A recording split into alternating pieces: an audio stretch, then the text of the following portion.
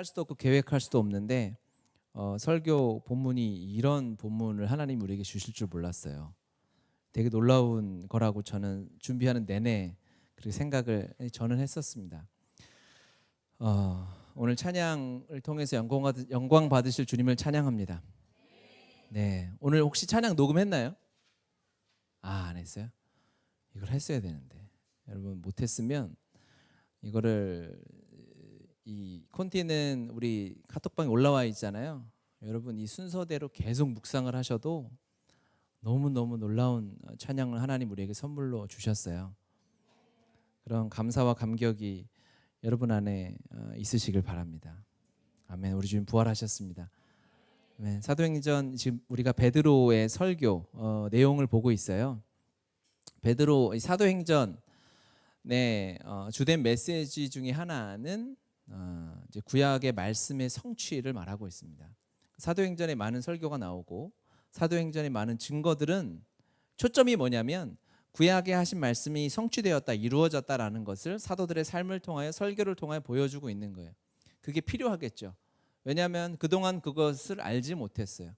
예수 그리스도가 친히 자신의 삶으로 보여주셨는데 그게 너무 크고 광대하니까 그것들을 사도들이 설명하고 증명하는 삶을 살아낸 거 아니겠습니까? 그래서 사도행전의 주된 메시지 중에 하나는 구약의 말씀의 성취를 말하는 거예요. 즉 구약 성경을 읽을 때는 어떻게 읽어야 하냐면 예수 그리스도의 삶과 하나님의 약속의 성취가 예수 그리스도라는 초점을 가지고 당연히 구약을 읽어야 되겠죠. 다 동의하시죠? 그렇게 성경을 읽어야만 성경이 쓴 목적대로 이해를 할 수 있고 우리가 구약을 제대로 볼 수 있는 거예요. 구약은 시가서도 있고 역사서도 여러 가지 문학의 형태를 가지고 오직 예수 그리스도의 초점을 맞추어서 쓰여진 성경입니다. 그러니까 그 관점이 아니면 오해하는 거예요. 쓸데없는 생각을 하게 되는 거죠. 그 성경이 잘못됐다고 성경이 말하는 것이 이것이 맞나 하는 궁금증이 자꾸 생겨날 수밖에 없어요. 중심, 초점, 목적이 무엇에 있느냐? 오직 예수 그리스도에 있습니다. 그래서 우리가 2부 순서 때 성경 공부를 한 권씩 하고 있잖아요. 그때 보면 항상 꼭 찾습니다. 여기서 말하는 예수 그리스도는 어떤 모습인가? 수없이 많은데 한두 개라도 우리가 점검해보자 하고 찾는 거예요. 그러니까 그대로 읽지 않으면 성경을 오해할 수 있어요. 그러니까는 소설을 신문처럼 읽으면 안 되겠죠. 또 신문을 소설처럼 읽으면 안 되는 거예요. 소설은 지어낸 이야기고 신문 기사는 실제 사실을 보도하는 거니까 그것을 받아들이는 우리의 쓴 사람의 목적도 다르고요. 그거를 받아들이는 우리의 목적도 다르게 읽어야만 하나님이 주신 이 구약 성경을 제대로 이해할 수 있다는 것입니다. 베드로의 설교 내용을 보면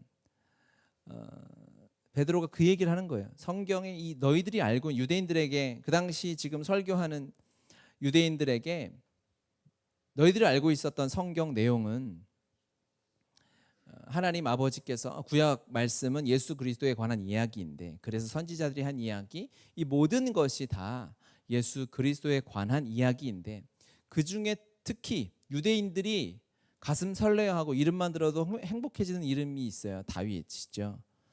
다윗이 어떠한 선지자보다도 많은 성경을 기록했고 그렇죠. 시편만 해도 어마어마하죠. 다윗 같은 위대한 선지자도 너희들이 인정하는 그 다윗도 그가 한 이야기 주제도 무엇이냐면 오직 예수님이다라는 내용을 오늘 설교 때 다윗의 설교 그렇죠. 다윗의 설교 때 이야기하고 베드로의 설교 때 다윗의 편지와 다윗의 고백을 통해서 다윗도 예수님을 이야기하고 있다라는 구약의 비밀을 유대인들에게 가르쳐주고 있는 거예요. 성령의 지혜로 말미암아 그 얘기를 하는 것입니다. 그러니까 베드로가 이 설교 후에 이제 이어지는 말씀에 41절에 보면 그 말을 받은 사람들은 세례를 받으며 이날의 신도의 수가 3,000이나 더하더라 이렇게 하셨어요. 그러니까는 성경이 이 설교를 굉장히 권위 있게 인정해 주시는 걸 얘기하는 거예요. 3,000명이 한꺼번에 돌아왔네라고 놀랄 일은 아니에요. 숫자는 하나님 앞에 별거 아니니까. 그래서 성경이 이렇게 기록해 놓은 이유는 무엇이냐면 베드로의 설교가 그렇게 중요하고 하나님이 인정하실 만하다. 하나님의 기쁨이 되는 설교였다라는 거예요. 그 설교의 내용 중에 하나가 이제 이 다윗 이야기를 하고 있어요. 유대인들에게 다윗 이야기를 할 때는 함부로 하면 안 됩니다. 잘 해야 하고요. 왜냐하면 유대인들에게 다윗은 굉장히 다른 의미거든요. 이스라엘의 국기도 저 별 이름이 뭐죠? 다윗의 별이죠. 오늘 PPT가 별로 없어서 그냥 넣어봤어요. 다윗의 별. 여전히 이스라엘 국기에도 다윗의 별이라고 하는 게 나오고, 마태복음이 쓰여진, 마태복음은 유대인들에게 쓰여진 복음서라고 이렇게 흔히들 얘기하거든요. 그래서 마태복음의 시작이 어떻게 되죠? 마태복음의 시작.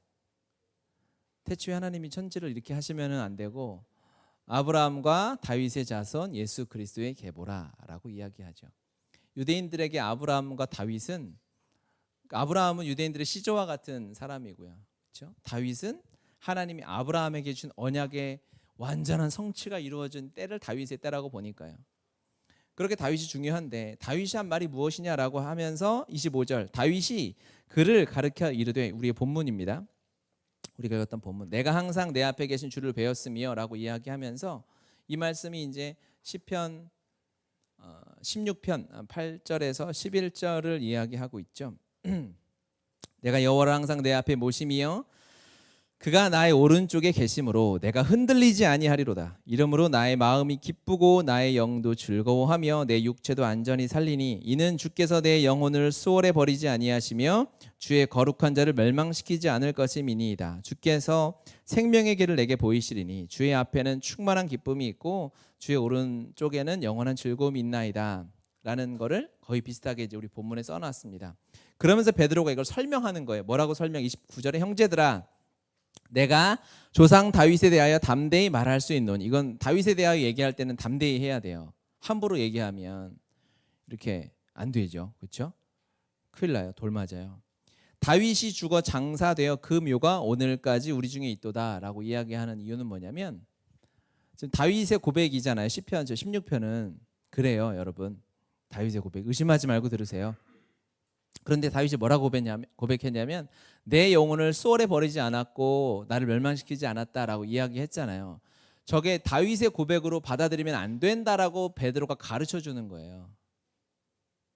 저게 다윗이 메시아, 이 땅에 오실 예수 그리스도에 관한 말씀이다라고 베드로가 성령의 지혜로 말미암아 깨닫고 이제 그 당시 말씀을 듣는 유대인들에게, 제자들에게 설명해 주는 거죠. 저 고백이 다윗 자신의 삶을 이야기한 것이 아니라 다윗도 하나님의 계시 통로에 불과하다. 다윗이 말한 것은 자기 얘기가 아니라, 다윗이 위대하고 대단하잖아요. 다윗이 얼마나 엄청난 사람이었습니까? 하지만 저 이야기가 다윗 자신의 이야기가 아니라 다윗은 예표였다. 하나님의 통로였고 그리스도가 오시기 위한 퍼즐 한 조각에 불과하다.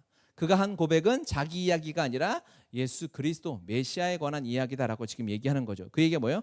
다윗이 죽어 장사되어 그 묘가 오늘까지 우리 중에 있도다라고 얘기했잖아요. 갑자기 이 얘기를 왜 했냐면, 다윗이 영원히 안 죽는 것처럼, 사망을 이기고 죽음을 이긴 것처럼, 수월에 떨어지지 않는 것처럼 이야기했지만 다윗은 돌아가셨네? 그 묘가 너희들도 보잖아. 그러니까 저 성경 구약 너희들이 읽었던 내용은 예수 그리스도 그 부활 메시아에 관한 말씀이다라고 가르쳐주고 있는 거예요. 베드로가 그런 얘기를 하고 있는 거죠. 다윗이 이 땅에, 그러니까 유대인들에게 다윗은 엄청나요. 그러니까 다윗 얘기를 하려면 베드로가 원래 담대한 사람이잖아요. 엄청 담대해요. 주님 앞에 대들고 그렇게 깨지고 욕을 먹어도 또 그렇게 주님 앞에 내가 부인하지 않겠다고 했다가 또 부인했던, 담대함은 거의 베드로와 같은 단어라고 해도 과언이 아닌데, 베드로도 다윗 이야기를 하려면 담대해야 할 정도로 유대인들에게 다윗 이야기를 함부로 할 수 없는 거예요. 그런데 담대하게 이야기하면서 뭐 하냐면, 너희들이 그렇게 대단하게 생각하고 하나님이 주신 선물처럼 생각하고 하나님의 약속의 성취처럼 생각하는 그 축복의 다윗도 예수 그리스도를 예표하고 메시아 대신 하나님의 아들 예수 그리스도가 오시는 퍼즐 하나에 불과하다, 이 얘기를 하고 있는 거죠. 그러니까 유대인들이 한테는 어떻게 말하는 거냐면, 너희들 다윗의 함정에 빠지지 말라는 거예요. 다윗 박수치고 감사한 일이죠. 다윗 왕이 그들의 왕이었다는 것이 너무너무 감사한 일이었어요. 하나님을 전심으로 예배했던 자고 왕임에도 불구하고 겸손했던 자고요. 그 어떤 것보다 주님을 사랑했던 사람 아니었습니까? 그런데 그 축복스러운 지도자를 가졌던 유대인들이지만 너희들이지만 다윗도 그리스도가 오는 길의 한 도구에 불과하다라고 이야기하고 있는 거예요. 왜냐하면 이들이 다윗 하다가 메시아를 알아보지를 못했어요. 하나님이 다윗을 이스라엘 백성들에게 선물로 주셨죠. 왜? 메시아가 오게 하는 길이 되니까요. 그러면서 다윗이 하나님의 약속의 성취니까 그 다윗의 영광, 그의 승리, 만방에서 높임 받았던 그 이스라엘 그 화려하고 찬란했던 때를 생각하니까 주님이 진정 주시고자 하시는 메시아를 알아보지 못하는 거예요. 왜? 다윗 왕처럼 올 것을 생각했거든요. 다윗의 자손이라고 이야기하니까 다윗처럼 오겠구나. 온 나라와 이 제국을 다 다스리고 통치할 메시아로 오겠구나라고 착각을 하고 빠진 거예요. 그러니까 어떻게 보면 다윗 때문이라고는 할 수는 없지만 다윗의 축복을 받은 유대인들이 그 축복에 사로잡혀서 메시아를 알아보지 못하는 일이 생겨버리는 거죠. 베드로가 그거에 놀래서 담대하게 이야기하는 거예요. 다윗도 메시아를 이야기하고 있다라는 것이죠. 이것을 우리의 삶에 잘 적용해 봐야 돼요. 여러분, 이것은 굉장히 우리가 긴장하고 드려야 될 말씀이에요. 하나님이 우리를 사랑하셔서 우리의 삶에 그리스도가 완전해지기 위하여 그리스도의 복음의 통로가 되기 위하여 우리에게 축복을 주셨어요. 선물을 주셨어요. 그렇죠? 우리의 기도에 응답을 해주셨어요. 왜? 우리에게 하나님이 응답으로 돈을 주시기도 하고요, 행복한 가정을 주시기도 하고요, 평생 결혼 못할 것 같은데 결혼도 시켜주시고, 자녀도 주시고, 돈도 없었는데 돈도 벌게 해주시고 그랬어요. 그렇죠? 그 왜 주셨을까? 그 왜 주셨을까를 생각을 해봐야 된다는 거예요. 그 축복이, 그 재정의 축복이, 그 가정의 축복이, 건강의 복이 오직 예수 그리스도가 내 삶에 더욱 존귀히 되는 도구이고 통로여야죠. 그렇죠? 그것을 이루기 위해서 우리에게 그 복을 주시는 것임에도 불구하고 너무 감사한 거예요. 건강하게 해달라고 기도했는데 건강을 선물로 받았어요. 너무 감사하죠? 감사한 일, 이거 여러분 감사한 거예요. 안 감사해요? 감사하죠. 내가 돈이 없는데 힘들게 오래껏 살았는데 재정적인 복을 받았어. 돈이 지금 월급도 잘 벌고 사업도 잘 벌고 돈을 벌어요. 감사한 일이에요. 아니, 아멘 하셔도 된다니까. 이걸 해가지고 제가 골탕 먹이려는 게 아니에요. 함정이 아니에요. 여기는 지금 정신을 차리고 잘 따라오세요. 여러분, 여기 감사하죠. 감사한데 여기 이 감사에 그치면 안 되는 거예요. 하나님 이 복을 주신 데는 이유가 있는 것이고, 이 복을 주신 데는 우리가 가야 할 곳이 있는 것이고, 진정 이 축복으로 말미암아 우리가 걸어가야 할 걸음이 있음에도 불구하고 이 돈의 축복이 너무 감사한 거야. 그래서 다윗의 복을 받고 다윗 수준으로 메시아를 생각하다가 메시아를 못 알아본 것처럼 축복의 큰 화려한 좋은 세련된 안전한 그러한 집과 가정과 삶을 선물로 받으니까 메시아를 섬기는 것도 그리스도를 섬기는 것도 그 정도로 해야 된다라는 착각에 빠지는 거죠. 그러니까 그거보다 낮게 온다거나 그거보다 연약하게 온다거나 심지어 메시아가 마구간에 태어난다거나 그런 받아들이지 않는 거예요. 아우, 나는 이 정도 수준의 삶을 살고 있는데 어떻게 메시아가 이렇게 올 수 있는가? 나는 다윗왕을 꿈꾸고 있는데 어떻게 저 천한 모습으로 올 수 있겠는가라는 거죠. 그 함정에 빠질 수가 있어요. 또 하나는 두려워지는 거죠. 잃게 될까 봐. 주님이 축복으로 주신 것, 하나님 여러분에게 축복으로 주신 게 너무 많아요. 다 축복이에요. 여러분이 누리고 있는 모든 것 주님이 주신 거죠. 그런데 이것을 혹시 잃어버리면 어떡하나? 내가 이것을 뺏기면 어떡하나? 원래 아무것도 가지지 않고 태어났거든요, 인간이라는 것은. 그런데 그 조금 평생 누릴 수도 없는 것을 놓치면 어떻게 하나 하는 그 두려움에 사로잡혀서 주님 앞에 나아가는데 방해가 되는 것이죠. 이게 다윗의 함정이, 따라해 보시죠. 다윗의 함정. 이게 신학적으로 어떤 신학자가 이야기한 게 아니라 제가 말씀을 연구하면서 생각했어요. 그래서 검색해 봤는데 다윗의 함정 했더니 다윗 나오고 함정 다 따로 나와요. 이런 말은 없어요. 그러니까 저작권이 저에게 있다라는 거.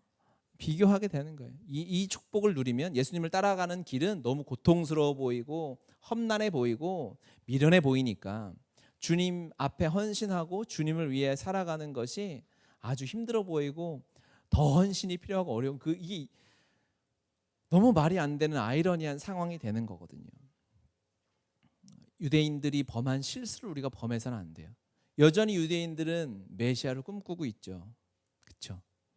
우리가 주님이 주시는 은혜와 축복이 감사한데 하나님이 우리를 인도하시고 내 삶의 걸음, 내가 앞으로 살아가야 될 삶 또한 내가 지금 누렸던 것의 연장선상으로 생각한다거나 주님이 주시는 것과 다른 삶으로 생각하면 모든 것이 다 함정이 주님이 주신 것임에도 불구하고 그것이 내 신앙을 갉아먹을 수 있는 거예요.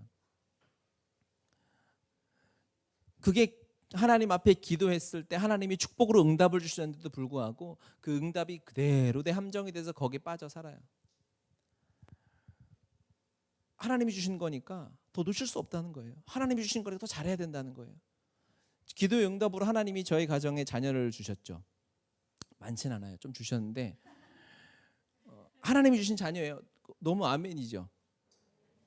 네, 저희 집이지만 아멘이에요. 그렇죠? 하나님 주신 자녀인데 이거 잘 키워야 되는 거야. 이게 아니라 이 아이들 잘 키워야 되는 거예요. 그래서 아이들 잘 키워야 되니까 잘 키워야 돼. 하나님이 주시는 거니까 이러다 보면 거기 빠진다는 거 이해 가세요? 이러다가 이제 제가 스카이캐슬의 주인공 되는 거죠. 얘 어떻게 하면 좋은 대학 보내나. 하나님이 주셨는데 하나님이 주신 선물인데 이 아이들 잘 키워야 되지 않나. 하나님 주신 사업이에요. 하나님 주신 가정이야. 하나님 주신 부모님이 하나님 주신 것인데 하나님이 주신 것인데 이것을 내가 어떻게 더 잘 누리고 어떻게 잘 이렇게 가다가 정작 그리스도를 놓쳐버리는 그 위험함이 우리에 있어요. 그러니까 우리의 삶의 목적이 한 가지 예수 그리스도라면 나머지는 전부 수단과 도구와 방법이 되는 것이고, 그렇죠? 그러니까 사람은 목적이 하나예요. 그거 하나 가지고 사는 거예요. 내 삶의 목적이 세상의 성공이면 다른 모든 것은 내 건강도 사람도 돈 벌기 원하는 사람은 다 그 목적으로 살잖아요. 그 목적 하나만 바라보며 나머지는 다 그냥 수단과 방법으로 여기고 살잖아요. 그동안에 살아왔던 부모도 돈을 위한 도구로 살고요. 내 친구들 관계도 돈을 위한 도구로 살고 다 그렇게 살죠. 굳이 설명하지 않아도 다 이해가 가시죠. 세상을 보면. 그래서 내 삶의 이유와 목적과 오직 한 길, 그 길이 어떠한 길이고 내가 누구를 위하여 살고 있는가 계속해서 이것이 점검되어져야 돼요, 여러분. 그것이 우리가 말씀을 보는 이유이고 목적이고 구약 성경 전체 역사가 그렇게 쓰여졌어요. 하나님은요, 예수 그리스도 때문에 예수 그리스도를 위하여 살으라고 여러분에게 재정을 주셨다고 저는 믿어요. 여러분에게 건강을 주셨고 여러분에게 교회를 주셨어요. 왜? 예수 그리스도를 위하여 살라고. 저 하늘에서 비 한 방울이 내린다. 왜? 저것은 예수 그리스도 때문이라고 저는 믿어요. 그게 다 이해는 안 가요. 제가 여러분에게 설명할 수도 없어요. 이해를 해야 설명을 하죠. 그런데 하나님에 대하여 보다 보니까 하나님에 관한 이야기, 하나님에 관한 성경, 하나님에 관한 마음들을 살펴보다 보니까 하나님이 아들 예수 그리스도를 어떻게 생각하셨고 아들 예수 그리스도의 관계가 어떻는지는 알 것 같아요. 그러면 천지를 창조하신 하나님이 아들 예수 그리스도 때문에 하지 않은 일이 있을 수가 없어요. 인간의 사랑으로는 그렇지 않을 때도 있죠. 누구를 사랑하다가 미워하기도 하고 또 화해하고 선물 주고 백 주고 그러면 또 풀어지고 이러잖아요, 사람이. 그러니까 인간의 사랑으로는 그 정도밖에 안 되지만 하나님이 아들 예수 그리스도를 사랑한 사랑을 생각하니 저 끝에 보이는 수십억 광년 떨어져 있는 별 하나도 하나님이 예수님 때문에 만드셨구나 라고 이해가 되는 거죠. 무슨 말인지 아시겠어요? 길거리에 돌이 하나 굴러가는데 저 돌이 예수님 때문에 라고 말해도 이 문제는 틀리지가 않아요. 설명해봐. 그럼 우리가 멍청해서 죄송한 거지, 우리가 이해가 다 안 되니까 죄송한 거지, 예수님 때문이 아닐 수는 없다는 거예요. 우리의 삶에 주어진 모든 것은 매 순간 매초 1분 1초가 하나님께서 우리에게 주신 예수 그리스도 때문에 주어진 선물이고 축복인지 믿으시기 바랍니다. 그래서 우리 예수님으로 인하여 살아야 하고 예수님 때문에 살아야 하고 예수님만 바라보며 살아야 하는 줄 믿어요. 그렇게 살으셔야 합니다. 이 다윗의 시편, 이 다윗의 메시지의 핵심은 무엇이냐면 방금 이야기했던 첫 번째 부활하신 예수 그리스도예요. 그는 죽음을 당하지 않고 썩음을 당하지 않는다는 예수 그리스도이십니다. 사망에 매여 있을 수 없다라고 24절에 이야기하죠. 사도행전 2장 24절 하나님께서 그를 사망의 고통에서 풀어 살리셨으니 이는 그가 사망에 매여 있을 수 없음이라. 아멘. 아멘. 이렇게 베드로가 선포하고 사망에 매여 있을 수 없는 예수 그리스도라고 선포하고요. 그 다음 설교를 다윗의 시편을 들어서 다윗도 그렇게 이야기했고 다윗이 바로 이 예수 그리스도를 대하여 말한 것이다라고 설명하는 거예요. 그러니까 다윗의 시편의 첫 번째 핵심은 무엇이냐면 부활하신 예수 그리스도다. 사망에 매여 있을 수 없는 예수 그리스도다라는 거죠. 우리가 부활, 죽음을 이긴 생명 많이 들었고 이제 부활절에 대한 예배에 대한 감격 이게 너무 익숙하니까 많이 없잖아요. 그냥 계란은 좀 먹겠구나 이 정도만 생각을 하지. 그런데 죽음을 이겼다라는 것은요. 죽음에 관련 죽음은 사단이 죽음을 쥐고 있잖아요. 그렇죠? 죽음으로 파생되는 것이 무엇이냐면 이 사단의 사망의 권세로부터 파생된 것이 무엇이냐면 우리 몸의 질병이에요. 우리 몸의 아픔이고 관계의 깨어짐이고 미움이고 슬픔이고 즉 하나님이 주시고자 하시는 하나님 천국에 관한 모습 빼고 나머지 모든 것은 이 죽음으로부터 파생된 거예요. 예수님께서 부활하셨다라는 것은 예수님이 죽음을 이기셨다라는 것은 여러분이 당하고 있는 그 어려움에서 승리했다라는 것은 너무 당연하다는 걸 포함하는 거죠. 죽음에서 이기셨기 때문에. 그러니까 게임을 하면 마지막 끝판대장이 있잖아요. 끝판대장을 깨잖아요. 그러면 그 주변에 딸려있던 부하들이 다 죽어요. 영화 같은 거 봐도 막 이렇게 외계인이 막 나오는데 외계인은 뭐 어마어마 막 수만 마리가 막 공격해요. 막 벌레 같은 것도 나오고 그렇죠. 그러다가 영웅들이 막 싸우다가 안 되겠다 이걸 어떻게 하지? 저 숙주 저 대장을 죽이면 돼. 그리고 대장을 죽였더니 다 없어지는 거예요. 그런 거 아세요? 그런 영화나 게임이나 이런 게 많죠. 이게 같은 개념인 거죠. 주님께서 죽음을 이기셨다라는 것은 우리의 눈물이 이제 사라지는 거예요. 우리의 슬픔이 사라지고 아픔이 사라지는. 그래서 요한계시록 21장에 보면 새 예루살렘 주님이 이루실 그 마지막 나라를 생각해 보면 그걸 이해할 수 있어요. 또 내가 보매 거룩한 성 새 예루살렘이 하나님께로부터 하늘에서 내려오니 그 준비한 것이 신부가 남편을 위하여 단장한 것 같더라. 내가 들으니 보좌에서 큰 음성이 나서 이르되 보라 하나님의 장막이 사람들과 함께 있음에 하나님이 그들과 함께 계시리니 그들은 하나님의 백성이 되고 하나님은 친히 그들과 함께 계셔서 모든 눈물을 그 눈에서 닦아주시니 다시는 사망이 없고 애통하는 것이나 곡하는 것이나 아픈 것이 다시 있지 아니하리니 처음 것들이 다 지나갔습니다. 아멘. 사망을 이기셨다라는 것은 우리에게 부활 생명이 있다라는 것은 우리에게 아파서 슬퍼서 힘들어서 고통하고 애통해 하는 것이 없다는 것을 의미하는 거예요. 부활 생명을 가진 여러분은요. 곡하는 것이나 애통하는 것이 없어요.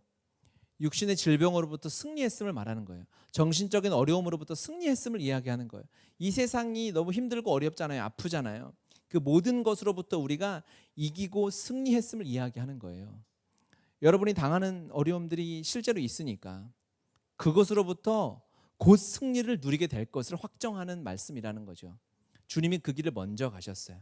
부활 생명, 죽음을 이기셨다는 것은 이 세상의 모든 어려움과 아픔으로부터 승리하셨음을 이야기합니다. 두 번째, 그렇기 때문에 주님이 또 28절 우리 본문 28절에 보면 주께서 생명의 길을 내게 보이셨으니 주 앞에서 내게 기쁨이 충만하게 하시리로다. 주님께서 보여주신 그 생명 길이 어떠한 길이냐면 생명의 길이다라고 이야기하는 거죠. 그리고 주님이 보이셨다라고 해서 우리가 오해하지 말아야 할 것은 길이 하나 있는데 이게 생명의 길이에요. 좀 좁아 보이기도 하고 그런데 주님이 그냥 길 입구에 서서 손가락질하면서 이 길 괜찮아, 이 길 좋은 길이야, 두려워하지 마, 한번 가봐 하면서 손가락질하고 표지판만 하는 것이 아니라 주님이 보이셨다 해서 우리가 그렇게 오해하지 말고 주님이 먼저 가신 길이죠. 주님이 가신 길, 그 길이 생명의 길인 것입니다. 주님이 가신 그 길을 따라가는 자들이 그리스도인이고 그 길이 사망을 이긴 생명의 길, 주님이 우리에게 허락하신 길이에요. 그 길에는 눈물이 없고 아픔이 없어요. 승리만이 있고 기쁨만이 있고 환희만이 있고 찬양만이 가득한 길이 예수님이 가셨던 길이고, 실제로 그 길 끝에 주님이 부활하셨어요. 그리고 우리에게 부활의 생명을 주셨어요. 그렇죠? 그 길이 영원한 찬란한 승리의 길이 있다면 우리는 걸어가는데 주저할 이유가 없어요. 그리고 길이 하나예요. 그 길이 아니면 세상의 길 딱 두 갈래 길이에요. 그렇죠?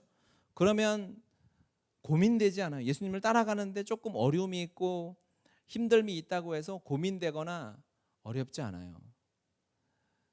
주님 때문이 아니라 우리가 그동안 치러야 했던, 우리가 지고 가야 할 당연한 일들이 있기 때문에, 말씀을 그것을 알 수 있기 때문에, 그 주님이 가신 이 생명의 길을 따라가는 방법은 무엇이냐? 주님을 신뢰하는 거죠. 첫 번째, 주님이 먼저 가셨기 때문에 그 사람의 뒤를 따라간다는 것은 주님을 향한 철저한 신뢰가 있어야만 합니다. 그렇죠? 그런데 신뢰만 가지고 되진 않아요. 우리는 인간이고 연약하니까, 그렇죠? 계속 주님에게 확인받고 물어봐야 돼요. 여러분, 물어보는 게 잘못된 게 아니에요. 좀 귀찮아도, 주님이 귀찮으실지 몰라도 우리가 계속 물어봐야 돼요. 이 길로 가는 것이 맞습니까? 맞습니까? 계속 헷갈리잖아요. 여러분 빼고, 우리 교회 빼고 나머지는 전부 우리가 가는 길이 틀렸다고 하잖아요. 못 들으셨어요? 일주일 내내 얘기했어요. 뉴스에서 여러분 주변의 사람들이 살아가고 걸어가면서 다 그 증인이에요. 너희들이 가는 길이 틀렸어. 미련한 길이야 라고 이야기하는 게 안 들리세요? 영적으로 깨어 있어야 돼요. 영적으로 주무시면 그게 안 들려요.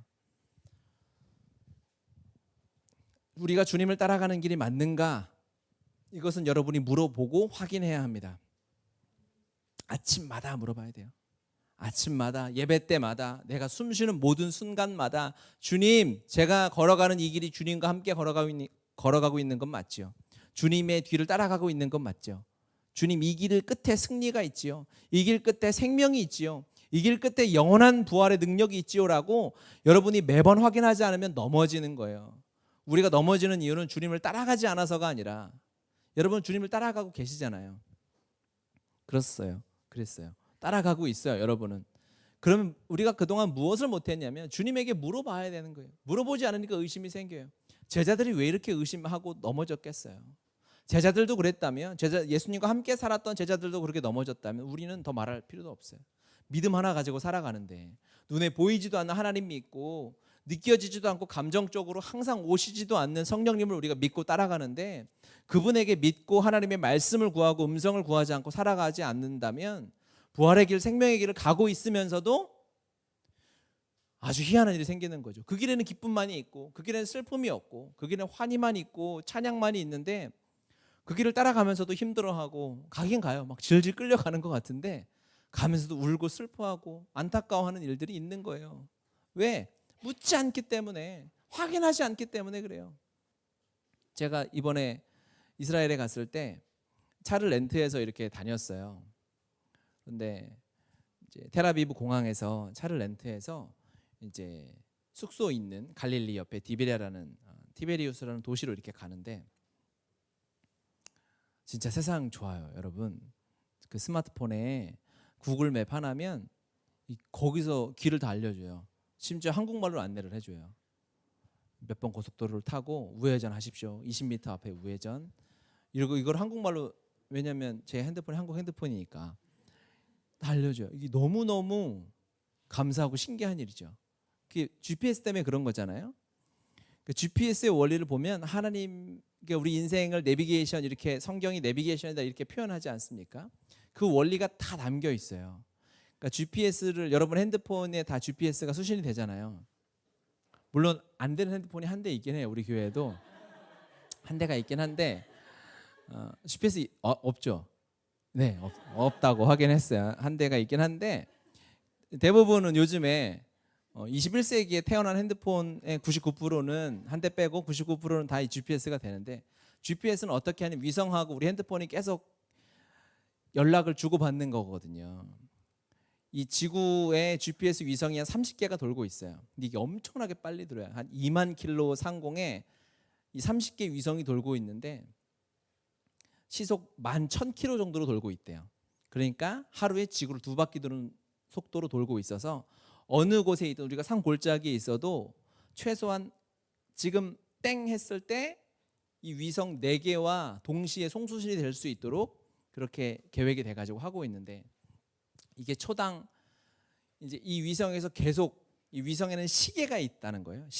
시계가 뭐 한 30만 년에 1초 정도 오차가 나는 그런 원자시계 같은 정확한 시계를 가지고 있어서 이 위성에서 자기 시계를 시간을 알려주는 거죠. 그걸 우리가 4개의 위성으로부터 수신을 받아서 내 위치가 탁 잡히는 거예요. 그런데 이 위성에서 신호를 얼마나 보내냐면 초당 뭐 30만 킬로 막 그렇게 뭐 나와 있긴 한데 뭐 우리 이해는 안 가죠. 그러니까 우리가 눈 깜빡이는 것보다 더 빠른 속도의 전파가 계속 1초에 수십 번씩 우리 핸드폰으로 오면서 이게 내 위치가 정확하게 확인이 되는 거죠. 그게 꺼져 있으면 우린 길을 잃어버리는 거죠. 그거 하나만 있으면 어디를 가도, 이스라엘을 여러분이 처음 가는 데를 가도 안전하게 갈 수 있어요. 운전을 못해도 괜찮아요. 좀 오래 걸려서 그렇지, 그렇죠? 차로 2시간 갈 거를 한 일주일 정도 걸려서 그렇지 가는 데는 문제는 없어요. 뭐 빨리 가면 뭐하고 늦게 가면 뭐 하겠어요. 똑같은 거니까. 그러니까 처음 가는 그 갈릴리에 갔다가 다음에는 가나 혼인잔치 했던 데를 갈까? 찍으면 그냥 거기로 다 인도해줘요. 갔다가 그냥 우리 나사렛으로 가볼까? 가는 거예요. GPS의 원리는 저 하늘에 모든 것을 보고 있고 우리가 가야 할 길을 다 알고 있는 그 위성과 수시로 연락하고 신호를 주고받고 하는 일들이 계속 있기 때문에 안전하게 그 길을 걸어갈 수 있는 거죠. 우리가 주님이 보여주신 이 생명의 길을 따라가고 있음에도 우리에게 감격이 없으면 내 믿음이 부족한 게 아니라, 내가 지금 잘못된 길을 가고 있는 것이 아니라 주님과의 이 연락 GPS를 꺼놓은 거죠. 켜보십시오. 계속 물어보고 확인하세요. 지금 내가 잘 가고 있습니까? 오늘도 주님, 제가 주님의 길을 따라가고 있습니까? 라고 아침에 큐티를 하는 것이고 기도를 하는 거 아니겠습니까? 주님이 보여주신 생명의 길을 따라가는 방법은 바로 그 원리로 우리가 살아가는 것입니다. 아멘. 아멘이죠. 이 다윗의 시편의 핵심은 크게 2가지로 볼 수 있어요. 첫 번째는 부활하셔서 우리에게 영원한 생명의 길을 보여주신 거예요. 그러니까 주님을 신뢰하고 주님과 확인하면서 걸어가는 길이 조금 울퉁불퉁한 길이 나올 수 있어요. 그래도 목적지를 가는 데는 전혀 문제가 없어요. 안심해도 돼요. 그렇죠? 안심하고 그 길을 쭉 걸어가는 거예요. 주님과 연락만 되면 돼요. GPS가 끊어지면 이제 고생을 시작하는 거죠. 슬프고 안타깝게도 이번에도 그런 일이 한 번 있었어요. 저녁에 비아돌로로사를 가는데 그 예루살렘 성은 4개의 지역으로 나눠져 있거든요. 그래서 그 종교의 중심지잖아요. 그래서 이제 기독교 쿼터가 있고 유대인 쿼터가 있고 무슬림 쿼터가 있고 아르메니아라고 이제 동방 종교의 쿼터가 있는데, 이제 비아돌로로사가 이 무슬림 쿼터 쪽에서 이렇게 시작을 해요. 그래서 첫 지점부터 이렇게 빌라도의 법정부터 이렇게 시작을 해서 가려고 하는데 밤이었어요. 밤이었는데 거기가 이렇게 막 천장이 막혀 있고 이런 데가 있고, 결정적으로 무슬림 쿼터로 가는데 얘네들이 이 통신사가 막 바뀌고 이러는 거예요. 통신사 아시죠? KT, SK 이런 거 있잖아요. 그게 바뀌니까 이제 로밍은 제가 핸드폰만 하나를 해갔단 말이죠. GPS 하려고 해서 가는데 얘가 목동이 된 거야. 얘가 막 정신 못 차리고, 통신사가 여러분이 다른 나라에 가면 막 문자가 와요. 아시죠? 위험 지역에 가지 마시고, 아무거나 잡아 드시지 마시고, 낙타 가까이 하지 마시고, 열나면 꼭 한국으로 오시지 말고 거기서 돌아가십시오. 이렇게 해가지고 문자가 막 오잖아요. 그렇죠? 근데 갑자기 이걸 그 밤에 제가 선교사님한테 속아가지고 밤에도 사람 많다 그랬는데 갑자기 사람이 별로 없고 막 무슬림들 우리한테 막 소리 지르고 그래. 막 이러고 막 겁주고 막 이랬어요. 그래도 우리는 든든한 형제들이 몇 명 있었으니까 이렇게 자갈길을 유모차를 끌고 고생하고 가고 있는데 갑자기 핸드폰이 꺼지면서 문자가 오는 거예요. 여기는 위험 지역입니다. 여기를 빨리 나가시라고. 그리고 GPS가 안 터지고 막 길을 걸어가는데 군인들이 실탄을 맨 기관총을 들고 있는 거예요. 우리를 막 막아 세우고, 당신 무슬림이냐고. 아니라고. 여기는 무슬림만 들어갈 수 있고 안 그러면 총 쏘겠다고 하진 않았지만 막 총을 막 들이대고 막 그랬어요. 그래서 어려움을 당했다. 예수님이 당한 고난의 절반 정도는 우리가 거기서 경험했어요.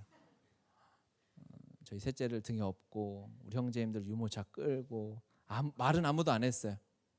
마음속으로 기도만 하면서 주님 우리 살려달라고 해서 숙소까지 거의 2시간을 예루살렘 성을 한 바퀴를 크게 돌아서 숙소로 돌아갔던 일이 있었죠.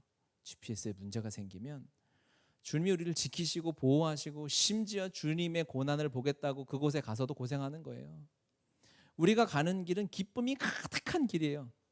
부활의 생명의 기쁨이 여러분 매 순간 누리고도 넘쳐요. 막 여러분 얘기하는 거예요. 제 얘기 아니라 여러분 이야기입니다. 이게 그리스도인들의 삶이고 길이고 이미 사망 권세를 끊으시고 승리하신 부활하신 주님의 가신 길이고 우리가 갈 길이에요.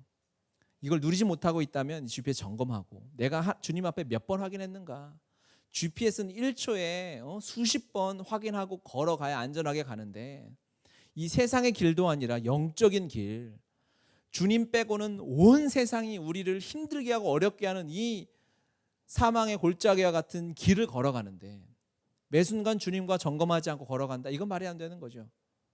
점검해야 합니다. 주님 앞에 깨어있음을 하나님과 제대로 연결되어 있는지를 점검하는 여러분 부활 예배 되셔야 됩니다. 그러면서 이제 베드로가 36절 뭐라고 얘기하냐면 그런즉 이스라엘 온 집은 확실히 알지니 이제 설교를 마치기 시작하는 거죠. 그런즉 너희는 확실히 알아라 라고 얘기하면서 너희가 십자가에 못 박은 이 예수를 이렇게 이야기합니다. 유대인들에게. 그렇죠? 성경에 이렇게 써 있으니까 느낌이 잘 안 오는데 사실은 유대인들한테 좀 매기는 거예요. 유대인들에게 다윗은 장난 아니잖아요. 와, 다윗 막 이렇게 해놓고 그런데 다윗이 실제로는 예수님 앞에 먼지만한 존재도 안 되는 거예요. 그렇죠? 그러니까 예수님이 엄청 이렇게 됐을 거 아닙니까? 그런데 니네가 그 예수를 십자가에 못 박았네? 이렇게 하는 거죠. 그러니까 유대인들이 이 설교를 들으면서 성령이 아니었으면 베드로가 나중에 십자가에 거꾸로 돌아가기 전에 여기서 돌아가실 수도 있어요. 이거는 굉장히 유대인들을 자극하면서 그들이 얼마나 큰 죄를 저질렀는지를 정죄하는 것처럼 들릴 수도 있어요. 반면 그것이 하나님의 성령의 은혜를 따라서 이 말씀이 이해된다면 뭘까요? 그러한 어마어마한 짓을 했음에도 불구하고 우리가 성령을 선물 받았구나 라는 것을 깨달을 수 있겠죠. 하나님의 엄청난 은혜와 용서가 너희가 십자가에 못 박은 예수라는 이 단어 하나에 다 들어있는 거예요. 주님이 주신 은혜와 사랑, 주님이 베풀어 주신 용서와 평화가 얼마나 대단한 것인가. 우리가 한 짓이 어떠한 짓인가. 우리가 십자가에 못 박은 예수가 로마 병정이 못 박았겠지만 유대인들 전체가 공범 아니겠습니까? 공범이 안 되려면 누구 하나는 거기 막아섰어야죠. 여러분이 이 진리를 다 깨닫고 여러분 실제로 예수님이 이 땅에 오셨는데 십자가에 못 박이신 사람 여러분 눈으로 본다 하세요. 그러면 내가 죽으면 죽었지. 그 앞에서 예수님을 가로막지 않겠어요? 여러분 그럴 거예요. 그럴걸요? 왜 우리 믿음의 선배들을 보니까 예수님은 둘째치고 예수님 너 입에서 예수 이름 부인해라라는 말 한마디 때문에 생명을 걸고 살았던 게 우리 믿음의 선배들이에요. 그런데 그 예수님이 십자가에서 못 박히시는 장면을 그분이 누군지를 깨닫고 그분이 주신 성령과 은혜를 깨달은 우리가 그 앞에 서 있다면 그걸 그냥 볼 수 없죠. 그렇죠? 그냥 거기서 눈물 흘리는 걸로 그치겠어요? 아니죠. 하나님의 아들 예수 그리스도가 죽으시는 걸 우리는 방관할 수 없지 않겠습니까? 그래야 함에도 불구하고 이 유대인들은 그 은혜와 축복을 다 걷어차고 예수를 십자가에 못 박았어요. 그런데 그 죄마저 주님이 용서해 주셨어요. 그리고 성령을 선물로 주셨어요. 그 사람들을 베드로가 증인이라고 얘기하고 있는 거예요. 32절 이 예수를 하나님이 살리신지라 우리가 다 이 일의 증인이로다. 예수님이 십자가에 못 박은 걸 죽은 것도 증인이지만 그걸 보고 부활하시는을 본 것도 증인이지만 또 증인의 특징이 하나가 뭡니까? 증인은 모두 공범이에요.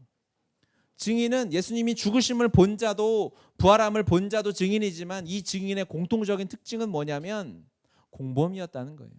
모두 다 동일하게 십자가에 못 박은 사람, 돌을 던진 사람, 예수를 못 박아라고 외쳤던 사람, 예수님의 손에 못질한 사람과 똑같은 공범이라는데 공통점이 있어요. 문제는 뭐죠? 우리도 증인이라는 거예요. 여러분도 증인이십니까? 예수님의 죽으심과 부활하심의 증인이세요? 그렇죠. 그러면 우리도 공범이에요. 즉 우리도 은혜를 누렸어요. 우리가 예수 그리스도를 십자가에 못 박았음에도 불구하고 주님이 우리를 사랑하셔서 용서해 주시고 이제 네가 증인이라고 얘기하고 살라고 말씀하시는 거예요. 증인으로서 부활하신 예수님의 길을 따라가는, 예수님의 제자로 자녀로 살아가는 그 놀라운 축복을 우리에게 은혜로 선물로 주셨어요. 우리 서로 정말 사랑의 눈 가득한, 사랑을 가득 담은 눈으로 축복합시다. 당신도 공범입니다.